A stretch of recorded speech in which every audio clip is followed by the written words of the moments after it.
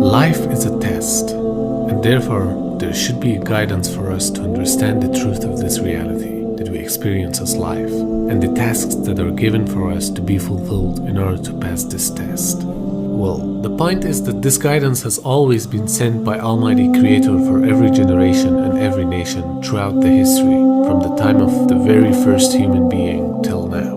But that's not all. Because if you have done a little research, you would have known that there is an evil force which tries to destroy mankind and divert them from the straight path of success.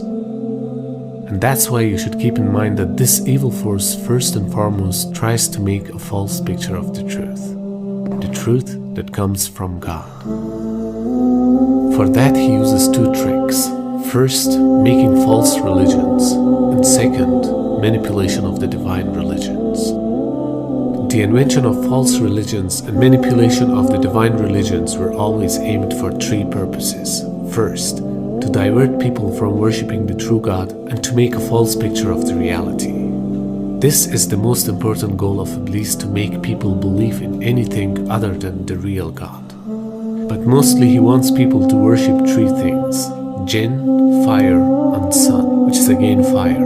And as you know, jinn are made of fire. And if you remember the story of Iblis, he challenged and wants to prove that jinn are superior to mankind. That's why he makes them worship jinn.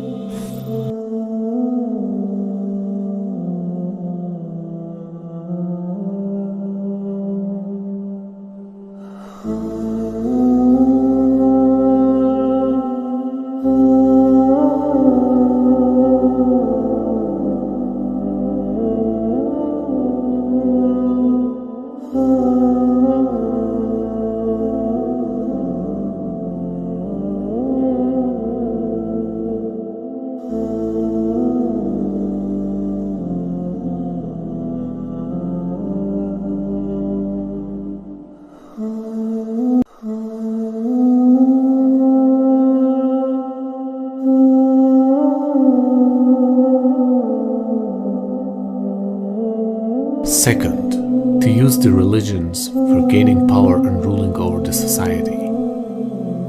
From the very past, religions were the most powerful tool for kingdoms to rule over the nations.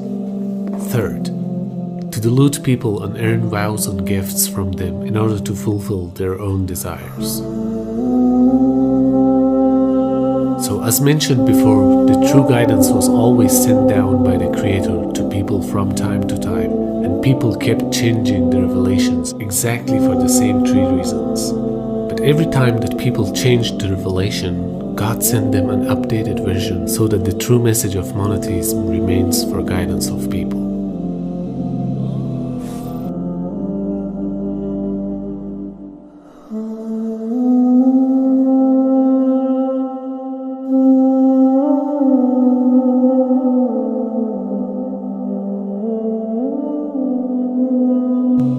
The ruling authorities and social geographical issues were the main reasons. When the people were being invited to Christianity, the first rejection came from Jewish people by denying Isa alayhi salam as the true messenger of God.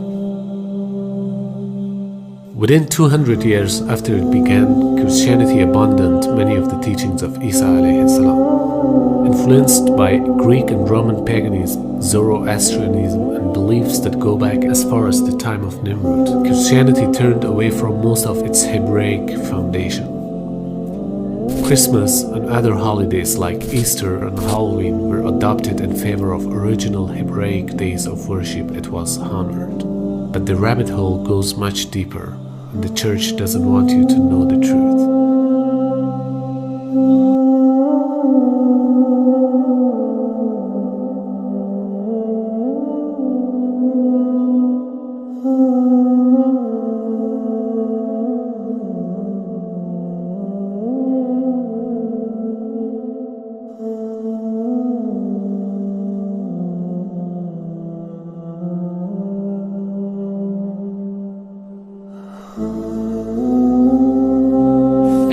to see changes going on from the early part of the Christian era in Southern Europe, where the major ceremonies held by the nature worshiping people are combined with Christian names and Christian ceremonies, and therefore what comes forth to us is a mixture with the two streams coming together, where you get a monotheistic name or a monotheistic character with a pagan ceremony.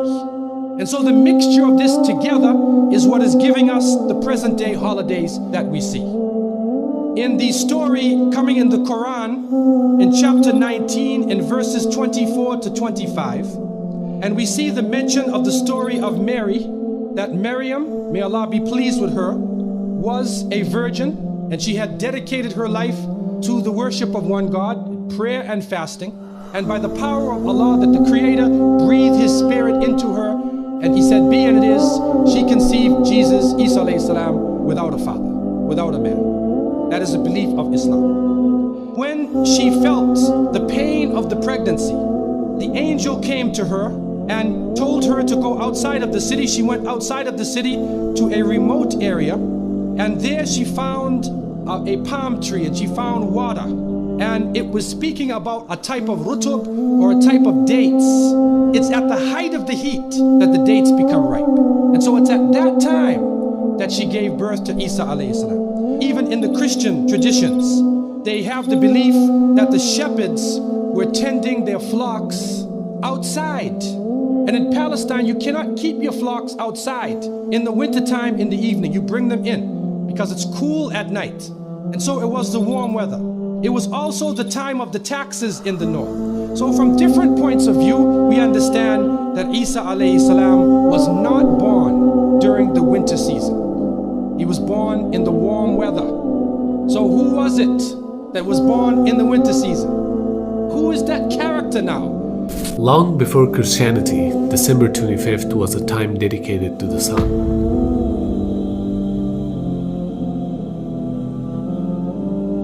The first was in honor of the god Saturn, known as Saturnalia.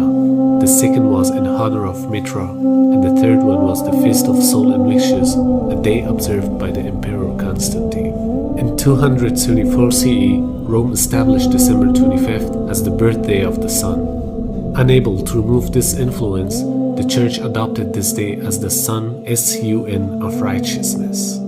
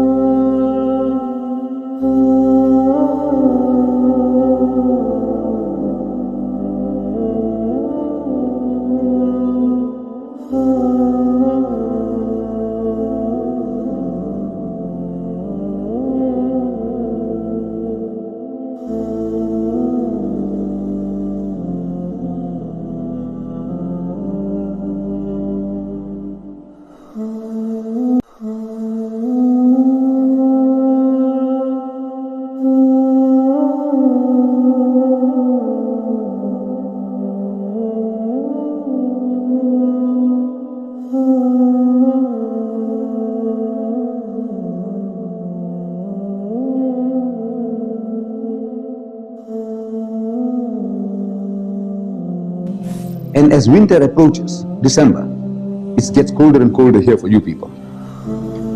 And as December 20th, 21st, 22nd, 23rd, the primitive man, he could sense day by day, they can see the sun in the distance. Far away, it's going east to west, further and further away, and it's getting colder and colder. So they personify that the devil is eating up the sun. So they start beating drums and start offering prayers that the sun may not be swallowed up, because if it gets swallowed up, they'll be finished for good. 24th of December, the equinox, and now you see the 25th. Those primitive people in the northern hemisphere, they could sense the variation in temperature day by day. 25th, They can see the sun coming back into its own. In other words, the sun has now come out supreme. It has not been, the devil didn't swallow up the sun. It's coming back. So that is the date of the birth of the sun god. Sun god, the sun has come back into its own. They celebrated Christmas. Birth of, not Jesus Christ, the birth of the sun god, Baal, Horus, Apollo. All these were the sun gods worshipped in the Mediterranean region, and their birthday was the 25th of December. So when the people became Christianized under Constantine, they accepted that birthday of the sun as the birth of the Son of God, in inverted commas. So it is not the birthday of Jesus.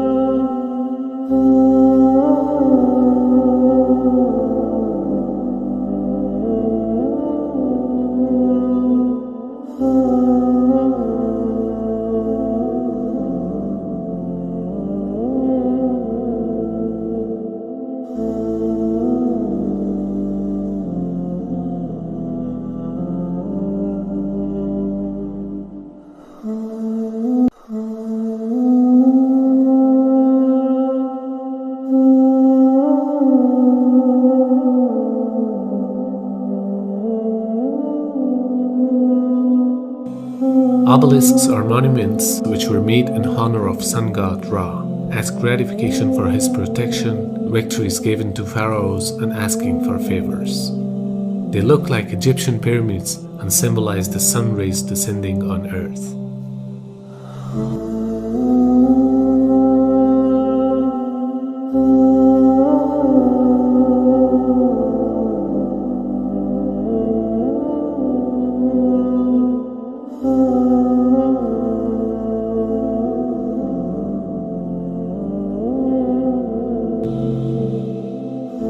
As a matter of fact, Trinity is a pagan concept that has been developed in Christianity over the centuries, by which the Christians claim that God manifests as three persons, the Father, the Son, and the Holy Spirit.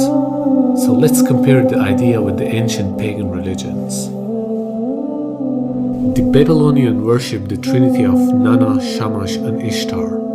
The ancient Egyptian had the trinity of Amun, Ra, and Ta. Hinduism believed in Trinity doctrine, in which the supreme deity Brahma appeared in three forms: Brahma, Vishnu, and Shiva. The Greeks believed in Hecate, a three-headed goddess of night and magic. The tribes of northwestern Europe worshipped a group of three female deities known as Matrone, meaning matrons. The Persians believed in triad of Ahura Mazda, Mitra, and Anahita.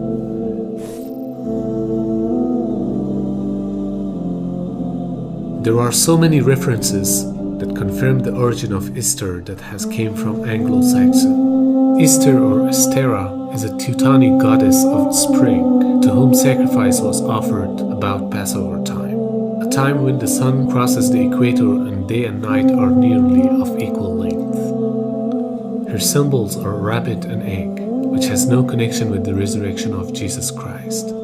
But today we see that Christians celebrate this day with the same traditions without understanding its origin. And most amazingly, this feast is also being done on Sunday because it's related to the worshipping of sun. This pagan festival was adopted in Christianity somewhere around the 8th century.